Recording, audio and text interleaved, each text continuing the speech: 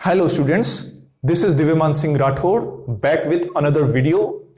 आज का जो हमारा वीडियो लेक्चर होने वाला है वो है साइंटिफिक स्टडी ऑफ फोटोसिंथेसिस। हमने प्रीवियस वीडियो में पढ़ा था, हमने प्लांट फिजियोलॉजी और फोटोसिंथेसिस के इंट्रोडक्टरी पार्ट के बारे में हमने पढ़ा था। तो आज हम पढ़ेंगे साइंटिफिक स्टडीज के बारे में, जो कि किससे रिलेटेड है? फोटोसिंथेसिस से रिलेटेड है या प्रकाश संश्लेषण से संबंधित है। तो देखिए, फर्स्ट साइंटिस्ट की बात करते हैं। फर्स्ट साइंटिस्ट हैं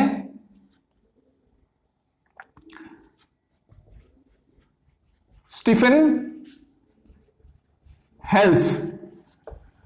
हमारे जो फर्स्ट साइंटिस्ट हैं वो है स्टीफन हेल्स, जिन्हें फादर ऑफ प्लांट फिजियोलॉजी भी कहा जाता है और हिंदी में से बोलते हैं पादपकारिकी के जनक।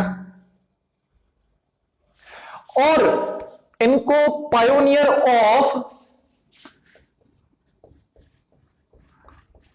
ऑफ प्लांट फिजियोलॉजी भी कहा जाता है। पायोनियर ऑफ प्लांट फिजियोलॉजी भी कहा जाता है या पादपकारिकी के प्रारंभकर्ता भी कहा जाता है। तो देखिए, इनको फादर ऑफ प्लांट फिजियोलॉजी या प्रारंभकर्ता क्यों कहा जाता है? क्योंकि देखिए, इन्होंने प्लांट फिजियोलॉजी में होने वाले जो एक्सपेरिमेंट्स, इन्होंने प्लांट्स पे सबसे पहले एक्सपेरिमेंट्स किए थे। और वो एक्सपेरिमेंट्स किस आधार पे थे? वो थे रूट प्रेशर, हिंदी में से बोलते हैं मूल दाब। दूसरा कैपिलरी फोर्स या केशिका बल। तीसरा ट्रांसपीरेशन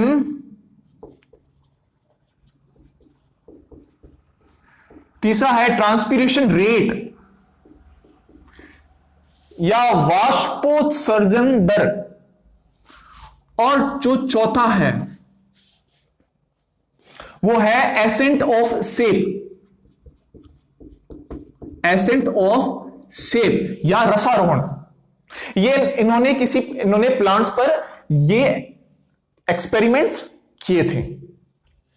ठीक है, और हम फिजियोलॉजी की बात करते हैं। फिजियोलॉजी में इन्होंने फर्स्ट ब्लड प्रेशर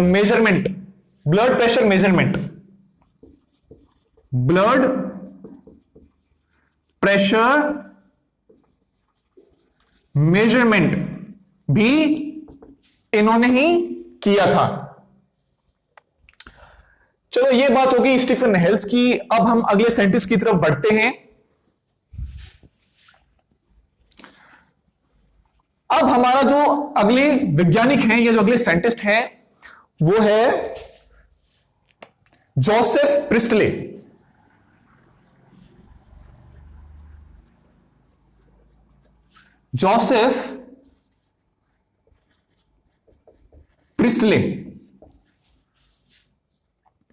तो देखिए, इनको ऑक्सीजन की खोजकर्ता भी कहा जाता है, डिस्कवरर ऑफ ऑक्सीजन। इन्होंने ऑक्सीजन की खोज की, डिस्कवरी ऑफ O2 या ऑक्सीजन। तो इन्होंने ऑक्सीजन की खोज किस प्रकार से की? तो उसके लिए इन्होंने एक एक्सपेरिमेंट दिया जिसे बोलते हैं बेल जार एक्सपेरिमेंट।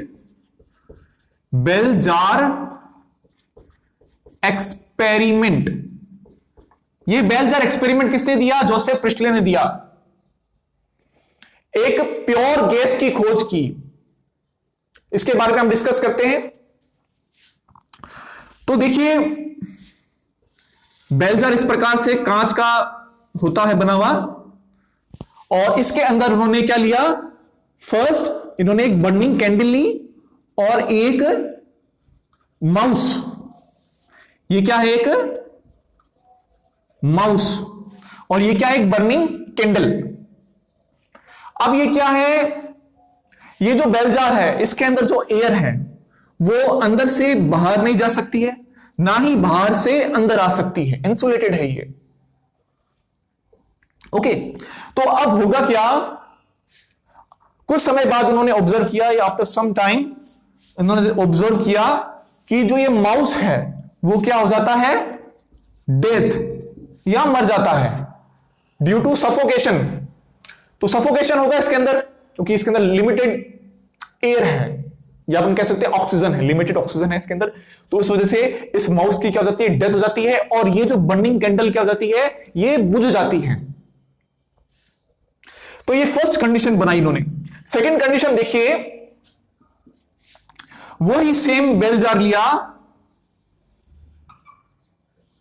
वही सेम बेल जार, और इस बेल जार में इन्होंने बर्निंग कैंडल और एक मिंट का प्लांट और माउस को रखा। ये बर्निंग कैंडल है, ये माउस है, और ये मिंट का प्लांट है, ये पुदीने का पादप है। तो उन्होंने ऑब्जर्व किया, ये आफ्टर सम टाइम चूहा जीवित रहा या अलाइव, और जो कैंडल है वो कंटिन्यूस क्या होती रही, बर्न या जलती रही। तो देखिए इन्होंने ऑब्जर्व किया कि जो फर्स्ट एक्सपेरिमेंट है इनका, इसमें इन्होंने कहा कि ये जो माउस है और ये जो कैंडल है, ये क्या करते हैं, इस बेल जार में प्रेजेंट जो एयर है उसको क्या कर देते हैं, ये डिस्ट्रॉय कर देते हैं। क्या कर देते हैं, डिस्ट्रॉय। मतलब ये क्या करते हैं, जो प्योर एयर है उसको किस में कन्वर्ट कर देते हैं, ये अनप्योर एयर में कन्वर्ट कर देते हैं, जिस वजह से जो चूहे की क्या हो जाती है, मृत्यु हो जाती है, डेथ हो जाती है। अब इस कंडीशन, जो सेकंड कंडीशन में देखिए, जो प्लांट है, मिंट प्लांट, ये करता क्या है, ये देखिए, ये क्या करता है, भरपाई करता है ये। तो ये करता है, ये अनप्योर एयर को किस में कन्वर्ट कर देता है, ये प्योर एयर में कन्वर्ट कर देता है, जिस वजह से जो माउस है वो क्या रहता है, अलाइव या जीवित रहता है। बाद में ये जो प्योर एयर है वो ऑक्सीजन गैस के रूप में निकलकर आई। मतलब ये जो प्योर एयर की जिस प्योर एयर की हम बात कर रहे हैं वो ये ऑक्सीजन गैस है। इस वजह से इनको डिस्कवरर ऑफ ऑक्सीजन भी कहा जाता है।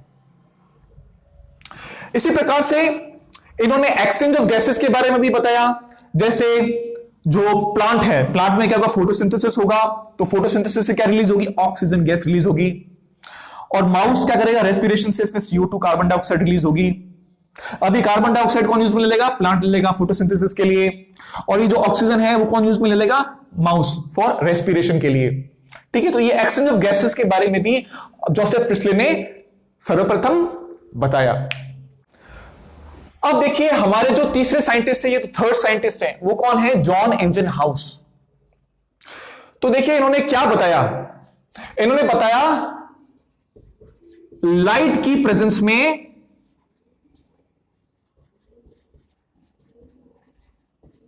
Green part of the plant या प्लांट के हरे भाग, ये प्लांट का हरा भाग या प्रकाश की उपस्थिति में पादप के हरे भाग से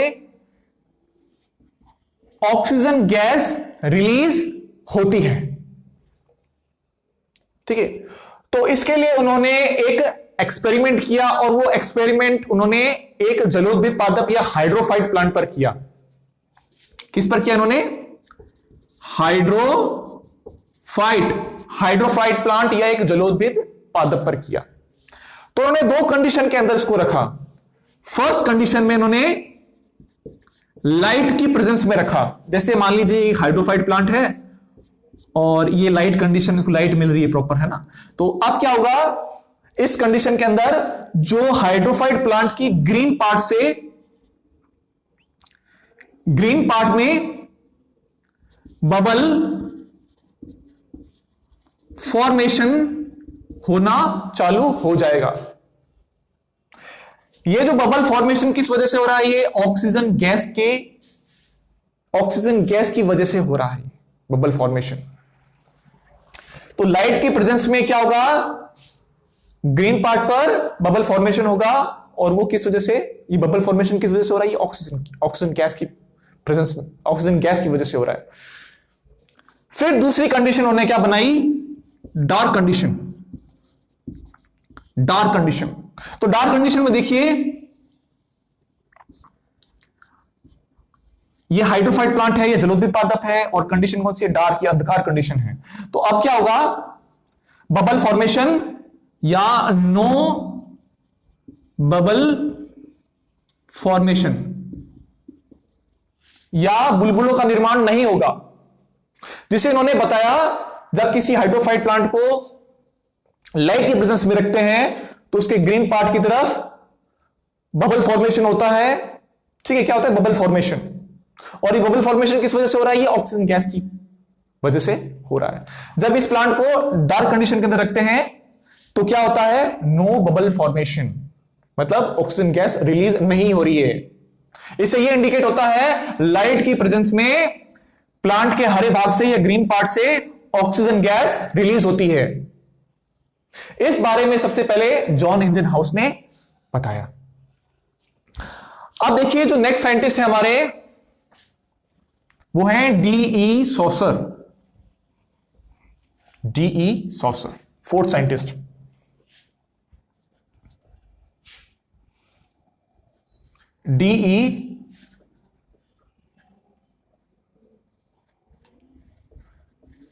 डीई सॉसर। तो देखिए जो डीई सॉसर ने सबसे पहले क्या बताया, तो देखिए उससे पहले हम एक फोटोसिंथेसिस रिएक्शन लिखते हैं। जैसे मैं फोटोसिंथेसिस रिएक्शन लिख रहा हूं,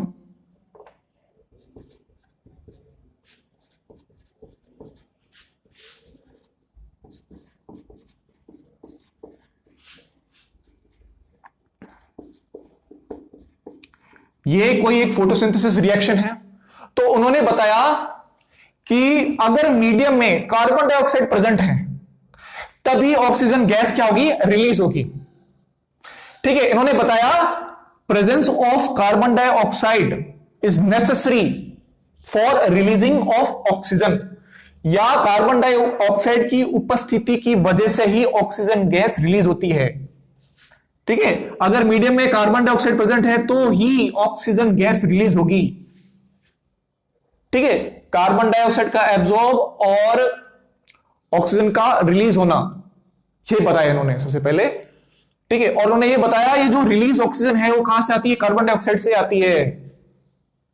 ठीक है, तो देखिए बाद में इनका जो प्रयोग है वो गलत साबित हो गया था, और ये गलत साबित सीबी वॉन मिल ने किया था। इसके बारे में हम आगे पढ़ेंगे। ठीक है, तो ये इनका था एनडी सॉसर का एक्सपेरिमेंट या प्रयोग। फिर फिफ्थ साइंटिस्ट की तरफ बढ़ते हैं हम।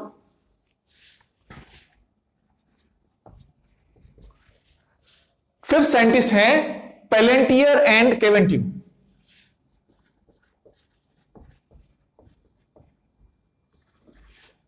पेलेंटियर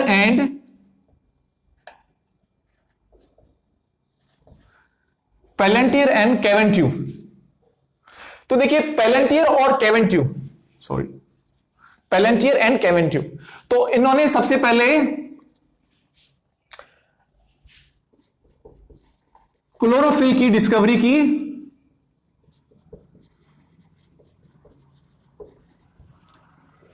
इन्होंने सबसे पहले क्लोरोफिल की डिस्कवरी की, या कह सकते हैं इन्होंने सबसे पहले क्लोरोफिल का सेपरेशन किया with the help of alcohol.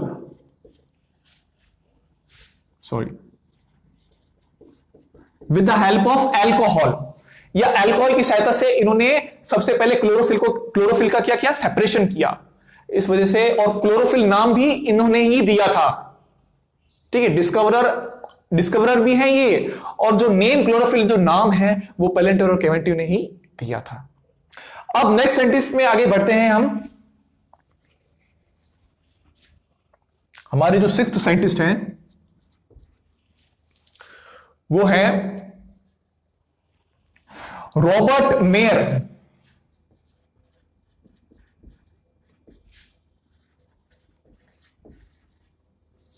Robert mayor. तो देखिए एक थ्योरी जो दी थी इन्होंने, ये फिजिक्स में भी पढ़ते हैं आप, और इसमें आप फोटोसिंथेसिस वाले चैप्टर में भी आ जाता है ये law of energy conservation. Law of energy conservation या ऊर्जा संरक्षण का नियम, इसे हिंदी में क्या बोलते हैं, ऊर्जा संरक्षण का नियम, या थर्मोडायनेमिक्स का first law. Okay, first law of thermodynamics.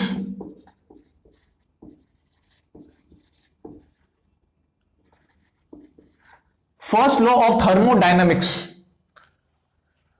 तो देखिए ये एनर्जी कंजर्वेशन लॉ क्या है या फर्स्ट लॉ ऑफ थर्मोडायनेमिक्स क्या है। तो देखिए हम पहले हिंदी में बात करते हैं, ना ही ऊर्जा को उत्पन्न किया जा सकता है, ना ही नष्ट किया जा सकता है, बल्कि एक रूप से दूसरे रूप में रूपांतरित या ट्रांसफॉर्म किया जा सकता है। यही लॉ ऑफ एनर्जी कंजर्वेशन है या ऊर्जा संरक्षण का नियम है, या इसे ही फर्स्ट लॉ ऑफ थर्मोडायनेमिक्स बोला जाता है। ठीक है, energy not be created, not be destroyed, but transform into one form to another form. This is known as first law of thermodynamics. ठीक है, तो देखिए अब जो फोटोसिंथेसिस प्रोसेस है वो ये फर्स्ट लॉ ऑफ थर्मोडायनेमिक्स को फॉलो करती है या लॉ ऑफ एनर्जी कंजर्वेशन को फॉलो करती है। कैसे? देखिए जो लाइट एनर्जी है, लाइट एनर्जी है, ये किस में कन्वर्ट होती है, या प्रकाश ऊर्जा है, ये किस में कन्वर्ट होती है, केमिकल एनर्जी में। किसमें? केमिकल एनर्जी में, या कह सकते हैं हम प्रकाशिक ऊर्जा किस में कन्वर्ट होती है, रासायनिक ऊर्जा में कन्वर्ट होती है। तो ये प्रोसेस किसके अंदर होती है, फोटोसिंथेसिस के अंदर होती है। ठीक है, पादप क्या करते हैं, प्लांट्स क्या करते हैं, लाइट एनर्जी एब्जॉर्ब करते हैं और उसको केमिकल एनर्जी के रूप में स्टोर कर लेते हैं। ये केमिकल एनर्जी क्या है, ये रासायनिक ऊर्जा क्या है, ये कार्बोहाइड्रेट्स या कार्ब्स जिसे कहते हैं, क्या है, कार्बोहाइड्रेट्स। तो ये जो देखिए एनर्जी एक फॉर्म से दूसरे फॉर्म में कन्वर्ट हो रही है या एक रूप से दूसरे रूप में रूपांतरित हो रही है। तो देखिए ये किस लॉ को फॉलो करते हैं, ये जो प्रोसेस किस लॉ को फॉलो करती है, ये लॉ ऑफ एनर्जी कंजर्वेशन या थर्मोडायनेमिक्स के फर्स्ट लॉ को फॉलो करती है। और ये जो प्रोसेस है इसके बारे में सबसे पहले रॉबर्ट मेयर ने बताया था। अब आगे नेक्स्ट साइंटिस्ट की तरफ बढ़ते हैं हम।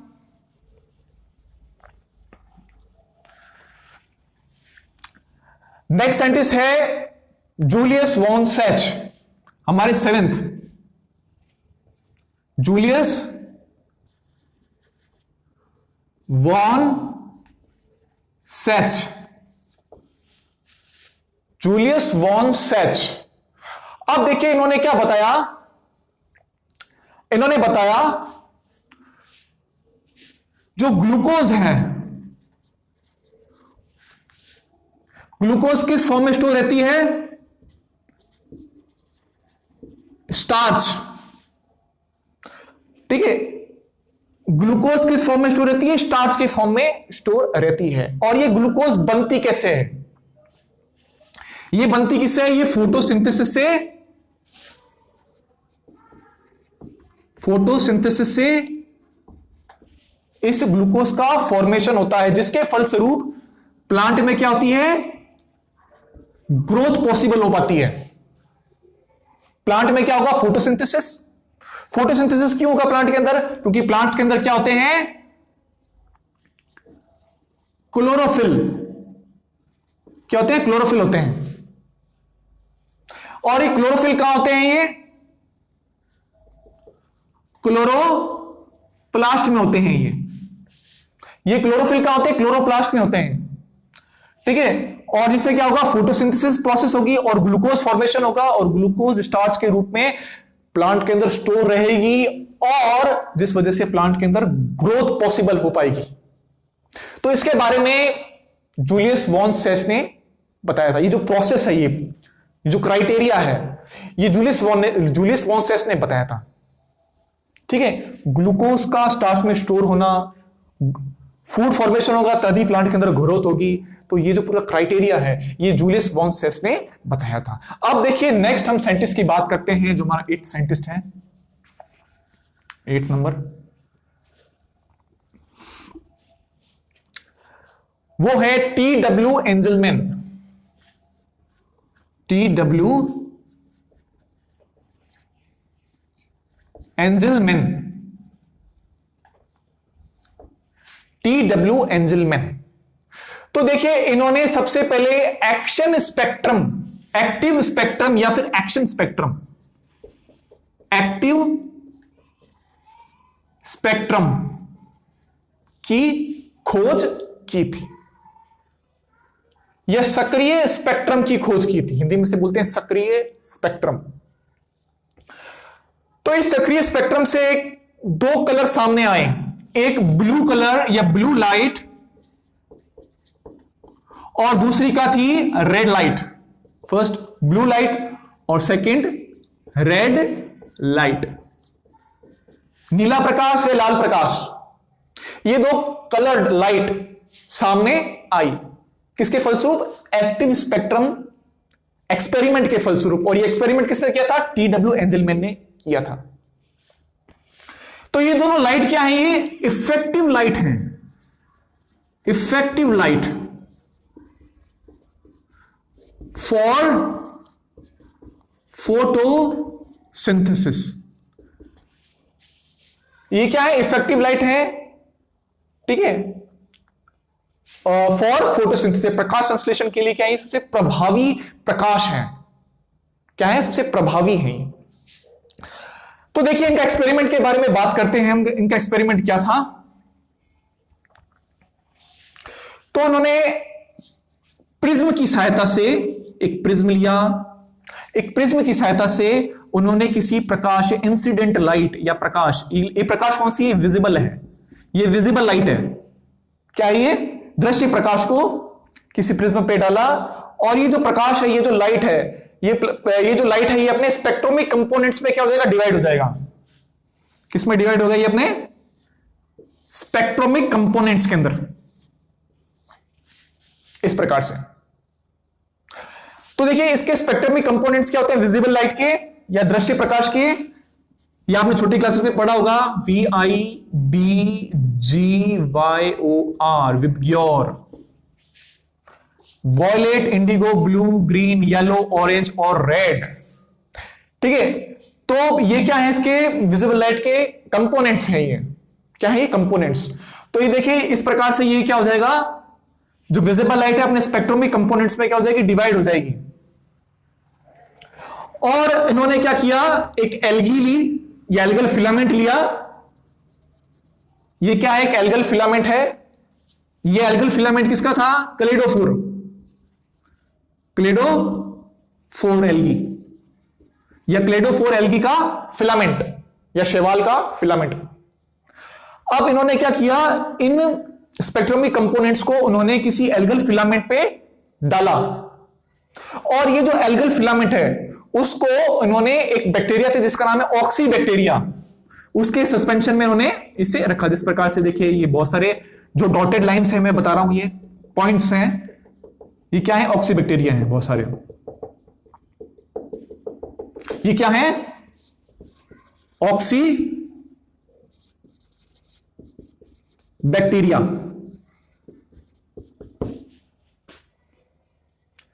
तो इन्होंने क्या किया? ऑक्सी बैक्टीरिया के सस्पेंशन में इस फिलामेंट को रखा। आफ्टर सम टाइम, कुछ समय बाद उन्होंने ऑब्जर्व किया कि ये जो ऑक्सी बैक्टीरिया हैं, ये 2 जगह क्लस्टर बना लेंगे, 2 जगह क्लस्टर बना लेंगे। एक, मान लीजिए यहां ब्लू लाइट पड़ रही है, तो ब्लू लाइट पे क्या बना लेंगे? ये क्लस्टर बना लेंगे, इस प्रकार से गुच्छा बना लेंगे, ये इकट्ठे हो जाएंगे बहुत सारे। और मान लीजिए इधर रेड लाइट है, तो यहां पे क्या बन जाएगा? एक क्लस्टर का फॉर्मेशन हो जाएगा या इकट्ठे हो जाएंगे ये, ठीक है। तो ब्लू लाइट और रेड लाइट पर ये ऑक्सी बैक्टीरिया क्या हो रहे हैं? इकट्ठे हो रहे हैं। ऑक्सी बैक्टीरिया का यूज इन्होंने इंडिकेटर के रूप में यूज किया है, ऑक्सीजन इंडिकेशन के रूप में। ऐसे एरिया जहां ऑक्सीजन ज्यादा रिलीज हो रही है, तो ये ऑक्सीबैक्टीरिया वहां जाके क्या हो रहे हैं, कलेक्ट हो रहे हैं, इकट्ठे हो रहे हैं, क्लस्टर बना रहे हैं। ठीक है, जहां ऑक्सीजन ज्यादा रिलीज होगी तो ये उधर मूव करेंगे या उधर चले जाएंगे। तो इस एक्सपेरिमेंट के फलस्वरूप या कंक्लूजन से क्या निकला कि जो ब्लू लाइट और रेड लाइट क्या है, ये इफेक्टिव कलर है फॉर फोटोसिंथेसिस, और जिस वजह से ये ऑक्सीबैक्टीरिया ब्लू लाइट और रेड लाइट पर इकट्ठे हो रहे हैं, मतलब यहां से ऑक्सीजन ज्यादा रिलीज हो रही है, क्योंकि ये ऑक्सीजन रिलीजिंग सेंटर ढूंढते हैं। ये ऑक्सीबैक्टीरिया ऑक्सीजन रिलीजिंग सेंटर कहां है, ठीक है।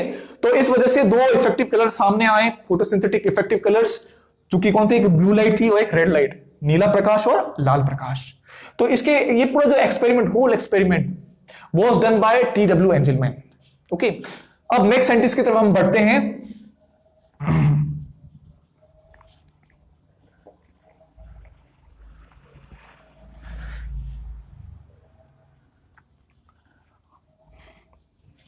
अब देखिए जो नेक्स्ट साइंटिस्ट है हमारे, वो है FF ब्लैकमैन, जिसके बारे में हमने पहले भी स्टार्टिंग फर्स्ट वीडियो में हमने बात की थी। जो अगले साइंटिस्ट है हमारे FF Blackman, Frederick Frost Blackman. हमने फर्स्ट वीडियो में यह बताया था कि इन्होंने 2 स्टेप ऑफ फोटोसिंथेसिस के बारे में इन्होंने सबसे पहले बताया, और जो 2 स्टेप फोटोसिंथेसिस क्या है, लाइट रिएक्शन और डार्क रिएक्शन। हमने ये प्रीवियस वीडियो में हमने इसके बारे में डिस्कशन किया था। लेकिन इन्होंने एक चीज के बारे में और बताया था, law of limiting factor, law of limiting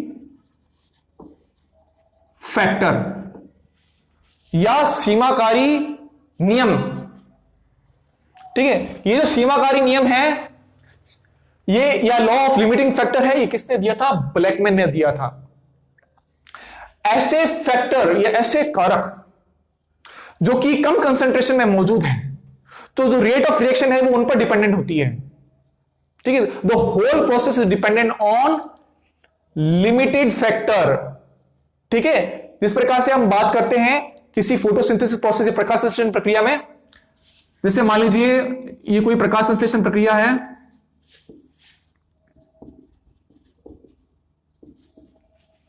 या फोटोसिंथेसिस प्रोसेस है। अब इस प्रोसेस के अंदर जो कार्बन डाइऑक्साइड है वो क्या है, लिमिटेड फैक्टर है। क्या ये लिमिटेड, ये क्या है, लिमिटेड है। तो जो रेट ऑफ रिएक्शन है, जो फोटोसिंथेसिस की जो रिएक्शन है या जो दर है, वो इस फैक्टर पे डिपेंड करेगी या इस कारक पे निर्भर करेगी। अगर मान लीजिए कार्बन डाइऑक्साइड क्या हो गई, मिनिमम हो गई, कम हो गई एटमॉस्फेयर के अंदर, तो रेट ऑफ रिएक्शन, ये जो फोटोसिंथेसिस की जो रेट है वो क्या हो जाएगी, डिक्रीज। अगर कार्बन डाइऑक्साइड क्या हो जाए, बढ़ जाए, तो उस कंडीशन के अंदर क्या होगा, रेट ऑफ रिएक्शन या जो फोटोसिंथेसिस की जो रिएक्शन है वो क्या हो जाएगी, इंक्रीज हो जाएगी। ठीक है, so the rate of reaction is depends upon the limited factor. जो दर है या जो प्रकाश संश्लेषण की दर है वो इस CO2 पर निर्भर कर रही है। ठीक है, इसकी अवेलेबिलिटी पर डिपेंड कर रही है, इसकी कंसंट्रेशन पर डिपेंड कर रही है। ठीक है, फिर देखिए हम नेक्स्ट बात करते हैं, नेक्स्ट साइंटिस्ट की बात करते हैं।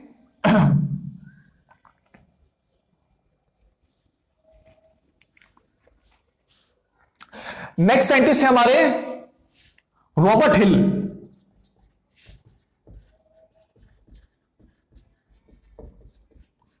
रॉबर्ट हिल, तो देखिए रॉबर्ट हिल ने क्या बताया, इन्होंने बताया जो क्लोरोप्लास्ट होता है, इसका मेन फंक्शन क्या होता है, फोटो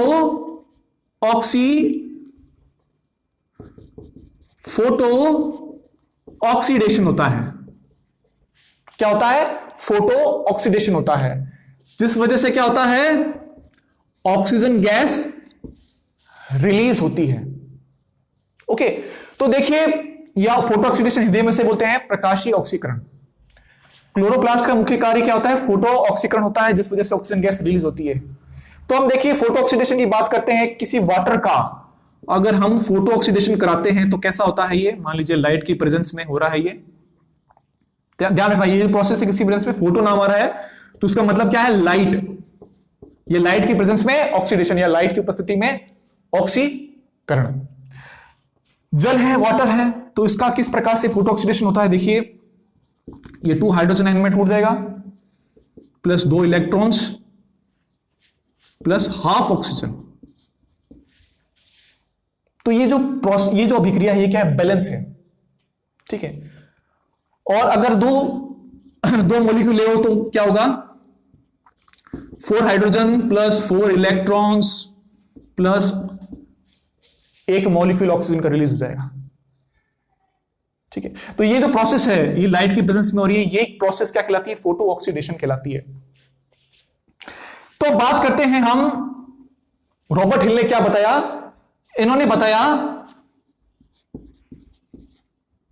वाटर लाइट की प्रेजेंस में या प्रकाश की उपस्थिति में ऑक्सीजन गैस क्या करता है? रिलीज करता है, और इससे 2 हाइड्रोजन आयन और 2 इलेक्ट्रॉन भी क्या होते हैं? रिलीज होते हैं। But if in the presence of appropriate electron acceptor, ठीक है, कहने का मेरा मतलब है किसी एप्रोप्रिएट इलेक्ट्रॉन एक्सेप्टर की प्रेजेंस में, किसी एप्रोप्रिएट इलेक्ट्रॉन एक्सेप्टर या इलेक्ट्रॉन ग्राही की उपस्थिति में ही वाटर लाइट की प्रेजेंस में, लाइट की उपस्थिति में ही ऑक्सीजन गैस रिलीज होगी। अगर मान लीजिए ये एप्रोप्रिएट इलेक्ट्रॉन एक्सेप्टर मौजूद नहीं है तो उस स्थिति के अंदर वाटर से ऑक्सीजन गैस रिलीज नहीं होगी। तो अब होगा क्या? ये जो एप्रोप्रिएट इलेक्ट्रॉन एक्सेप्टर है ये 2 हाइड्रोजन है, 2 इलेक्ट्रॉन को क्या कर लेगा? ग्रहण कर लेगा, और क्या हो जाएगा? रिड्यूस हो जाएगा, और या अपचयित होकर क्या बना लेगा? NADPH2 का फॉर्मेशन कर लेगा, ठीक है। ये क्या है? एप्रोप्रिएट, ये इलेक्ट्रॉन एक्सेप्टर है, या इसे हिल रिएजेंट भी बोला जाता है, हिल रिएजेंट, ठीक है। और यहां क्या हो रहा है? यहां आ रहा है ऑक्सीडेशन। क्या हो रहा है यहां पे? ऑक्सीडेशन या ऑक्सीकरण हो रहा है यहां पे। और हमने प्रीवियस वीडियो में पढ़ा था कि प्रकाश संश्लेषण के 2 पदों के बारे में या स्टेप्स के बारे में पढ़ा था, है ना? लाइट रिएक्शन और डार्क रिएक्शन। जो लाइट रिएक्शन होती है उसमें क्या होती है? लाइट रिएक्शन क्या होती है? ऑक्सीडेशन प्रोसेस होती है। तो देखिए ये जो प्रोसेस है ये क्या होती है? आपकी लाइट रिएक्शन का ही पार्ट है, ये लाइट रिएक्शन ही है, जिस वजह से आपके लाइट रिएक्शन को हिल रिएक्शन भी बोला जाता है, ठीक है। जिस वजह से लाइट रिएक्शन को हिल रिएक्शन भी बोला जाता है। क्योंकि देखिए जब हम लाइट रिएक्शन पढ़ेंगे तो लाइट रिएक्शन में क्या होगा? वाटर का यूज होगा और ऑक्सीजन गैस रिलीज होगी। NADP जो एप्रोप्रिएट इलेक्ट्रॉन एक्सेप्टर है ये 2 हाइड्रोजन आयन और 2 इलेक्ट्रॉन को ग्रहण करेगा और NADPH2 में रिड्यूस हो जाएगा। ये जो होल प्रोसेस है ये किसके अंदर पड़ जाती है? लाइट रिएक्शन के अंदर, ये प्रकाशिक अभिक्रिया के अंदर पड़ जाती है, और जिस वजह से जो आपकी जो लाइट रिएक्शन है इसे हिल रिएक्शन भी बोला जाता है। तो देखिए अब तो देखिए अब इस इलेक्ट्रॉन एक्सेप्टर है, ये देखिए जो NADP होता है, NADP का फुल नेम है निकोटिनेमाइड एडेनिन डाइन्यूक्लियोटाइड फॉस्फेट,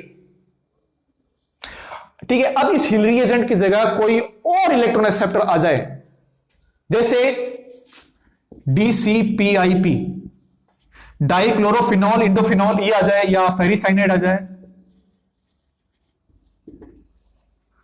फेरिसाइनाइड आ जाए, तो उस कंडीशन के अंदर जो ये प्रोसेस है वो क्या हो जाएगी? ब्लॉक हो जाएगी। क्योंकि ये क्या होते हैं? They are inhibitors.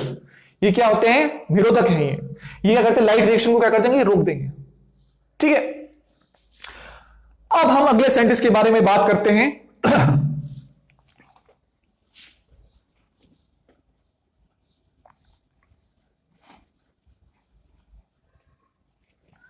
जो हमारे अगले साइंटिस्ट हैं वो हैं सीबी वॉर्नेल।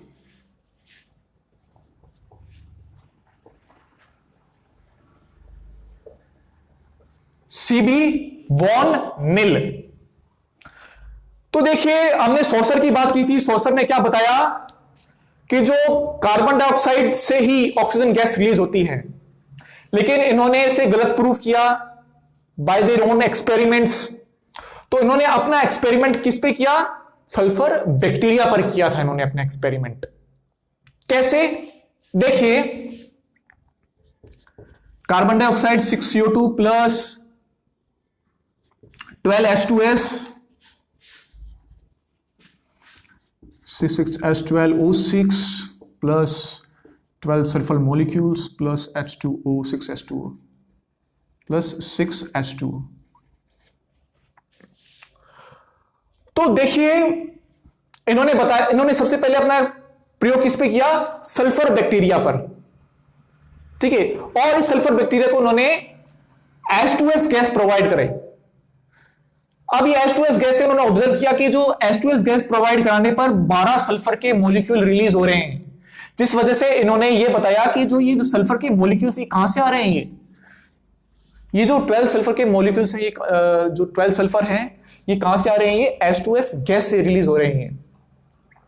इसी प्रकार से उन्होंने बताया कि जो फोटोसिंथेसिस प्रोसेस है,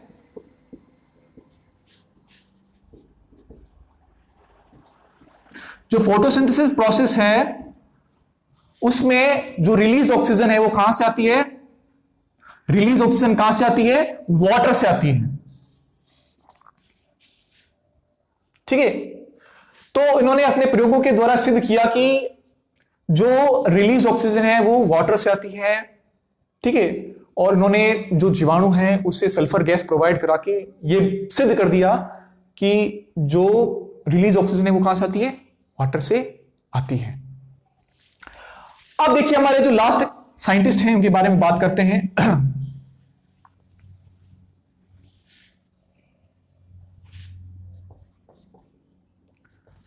रूबेन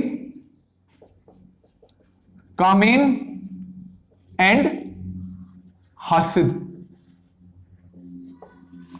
जो हमारे लास्ट साइंटिस्ट हैं वो कौन है? रूबेन कामेन और हासिद। तो उन्होंने सीबी वॉर्नेल के प्रयोगों का प्रायोगिक सत्यापन किया या एक्सपेरिमेंटल वेरिफिकेशन किया कि भाई उनका एक्सपेरिमेंट सही है या गलत है। तो उन्होंने आइसोटोप का यूज किया। किसका? देखते हैं। उन्होंने O18 या ऑक्सीजन का जो आइसोटोप है O18 का उन्होंने प्रयोग किया। तो देखिए,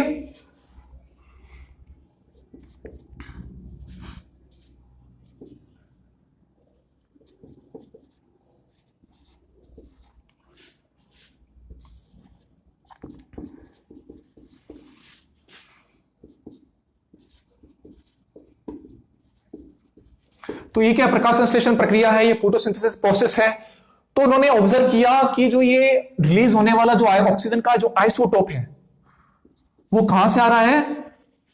इस वाटर से आ रहा है, क्योंकि वाटर के अंदर क्या है? वाटर के अंदर क्या है? ऑक्सीजन का आइसोटोप मौजूद है, ठीक है।